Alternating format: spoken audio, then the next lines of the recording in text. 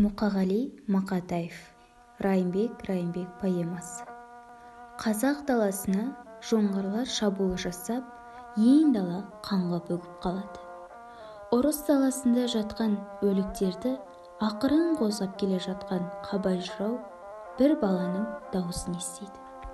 Баланы алдына алып, ойран болған ордаңның орнына сен отау тігерсің, от жағарсың деп үміттенеді.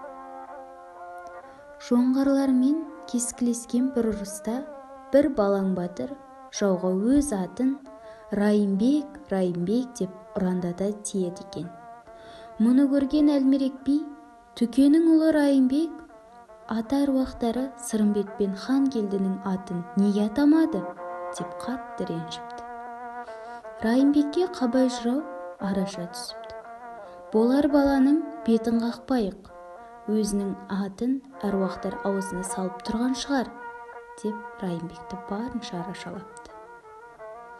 Әлмерек би Райымбекке ағып жатқан Іле өзенін кешіп, арғы бетке өтсін деп үкім шығарыпты.